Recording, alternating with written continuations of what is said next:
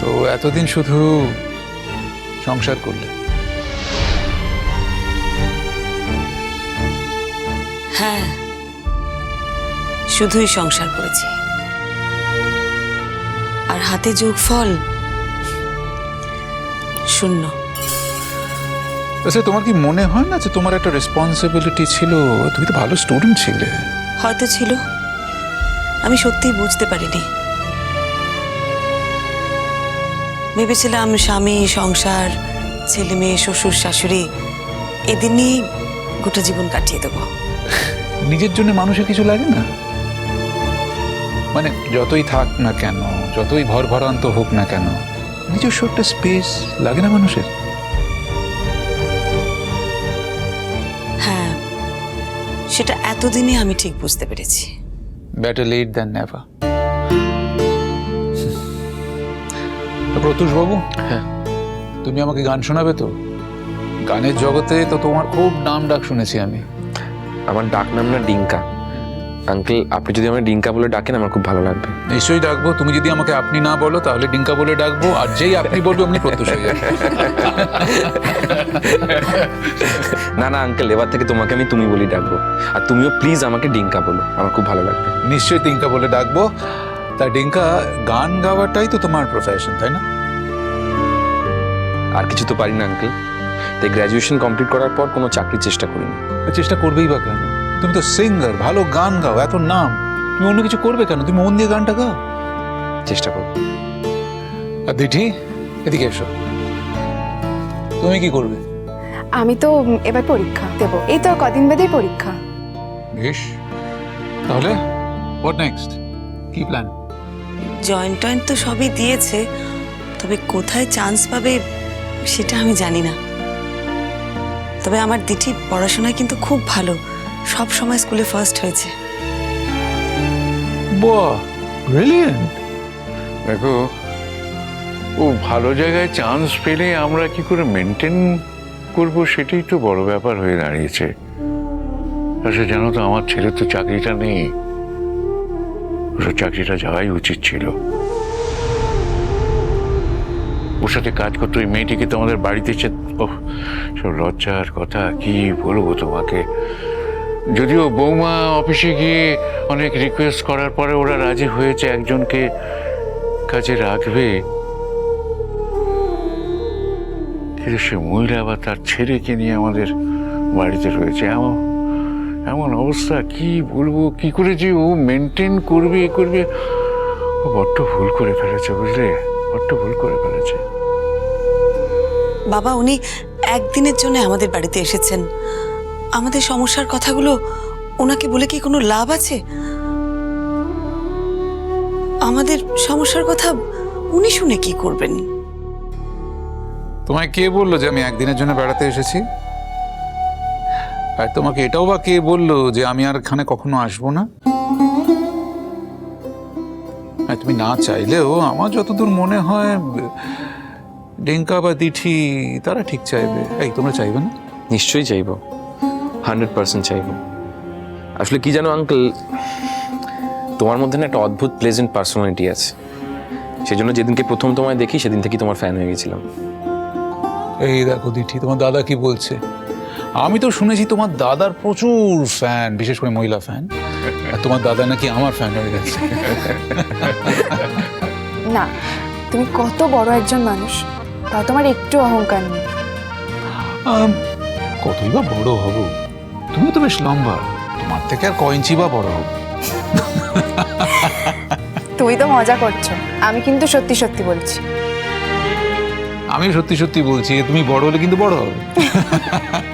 বলো, তুমি কি পড়তে চাও? ইচ্ছে তো আছে মেডিকেল পড়বো, দেখি চান্স পাই কিনা। ওয়েল, আমার এখানে একটা প্রশ্ন আছে, ওয়াই মেডিকেল? মানে কি প্ল্যান, কেন পড়বে? সত্যি কথা বলবো, বললে সত্যিই বলবে? আমার দাদা ভাই তো ডক্টর, মানে তুমি যাকে নিচে দেখলে তোমাকে কিসব জিজ্ঞেস করছিল, দাদা ভাই বৌদি ভাই দুজনেই ডক্টর। তো দাদা ভাই যখন ডাক্তারি পড়তো তখন অন্য কাউকে মানুষ বলে মনে করতো না, মানে অন্য সব লেখাপড়ার কোনো দামই ছিল না। আর সব সময় একটাই কথা বলতো, ডাক্তারি পড়া খুব কঠিন, ডাক্তারিতে চান্স পাওয়াও খুব কঠিন। তখন থেকেই আমার জেদ ছিল আমি ডাক্তারিই পড়ব। তো জয়েন তো আমি দিয়েছি, দেখি এবার চান্স পাই কি না। চান্স পেলে আমি ডাক্তারিই পড়ব, এটুকু কনফার্ম। কিন্তু স্কলারশিপটা যদি না পাই তখন জানি না মা কি করবে। আগে তো তুমি চান্স পাও, তারপর দেখা যাবে, একটা না একটা ব্যবস্থা ঠিক হবে। আমি কি কখনো তোমাকে বলেছি যে তুমি লেখাপড়া করবে না? এই দিদি, শোন শোন, এদিকে এদিকে শোন, তোর পিসমশাই তোকে ঠিক হেল্প করবে। পিসমশাই থাকতে তোর চিন্তা কিসের রে? দাদু ভাই, তোমরা তো আমাকে ধর্তব্যের মধ্যেই ধরছো না। আচ্ছা, আমার বোন ডাক্তারি পড়বে, আমি সেটা পড়াতে পারবো না? মা দেখো, আমি তো গান গিয়ে কিছু টাকা রোজগার করছি। যতদিনে দিঠি ডাক্তারিতে চান্স পাবে এবং ওর অ্যাডমিশন ফি লাগবে, ততদিনে নিশ্চয়ই আমি এক্সট্রা টাকা জোগাড় করতে পারবো।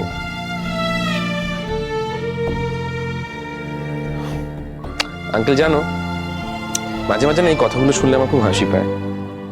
আসলে ডাক্তারি পড়া নিয়ে এই বাড়িতে এত কথা শুনেছি আর এত জিনিস দেখেছি, মাঝে মাঝে খুব অবাক লাগে। আমি তো সাধারণ গ্র্যাজুয়েট, আর আমার দাদা ডাক্তারি পাশ করেছিল, সেই জন্য ওকে না সবসময় স্পেশাল অ্যাটেনশন দেওয়া হতো।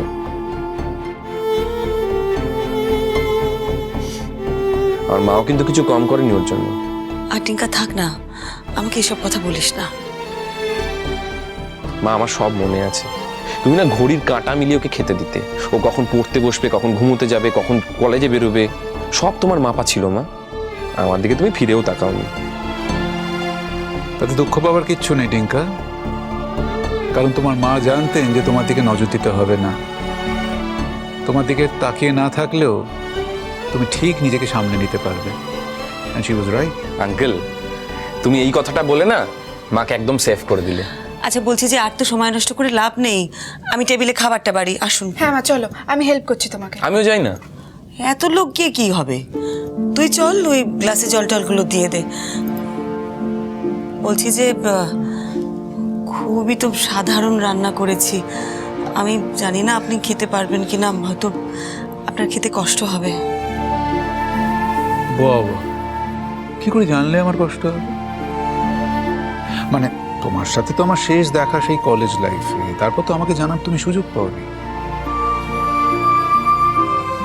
তাই আমার সাধারণ খাবার খেতে কষ্ট হবে এটা তুমি জানলে কি? আর আমি যে অসাধারণ খাবার খাই এই খবরটাই বা তোমাকে দিল কে? না, তবু যাও, খাবার রেডি করো, আমরা আসছি।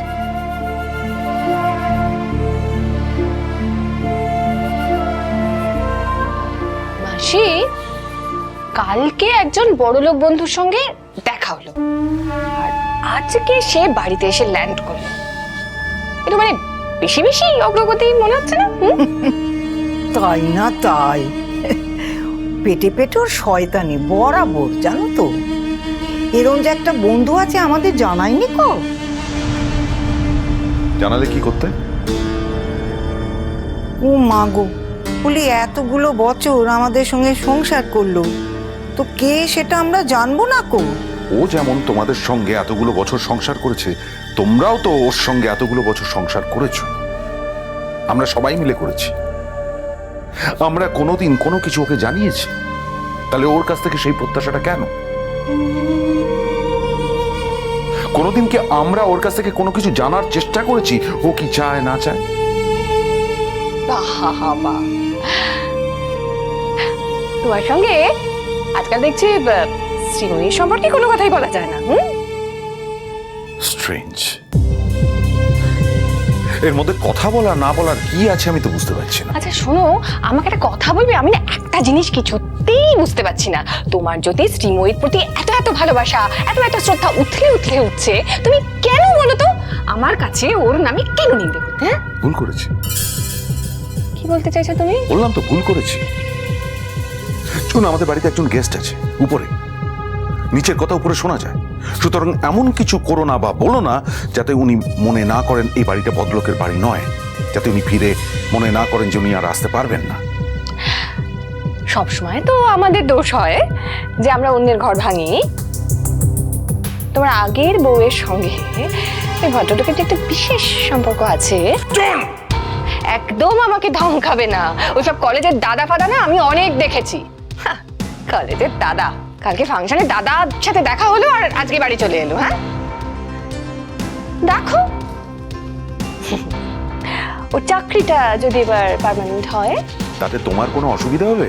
না আমার কি অসুবিধে, তবে কি না আমার চাকরিটা তো খেলো। তবে আমার তো কোয়ালিফিকেশন দিয়ে চাকরি না, আমার প্রপার কোয়ালিফিকেশন আছে। আমার চাকরিটা তো আর বাবু ধরে নয়। একদম চেঁচাবে না আমার উপরে, একদম না।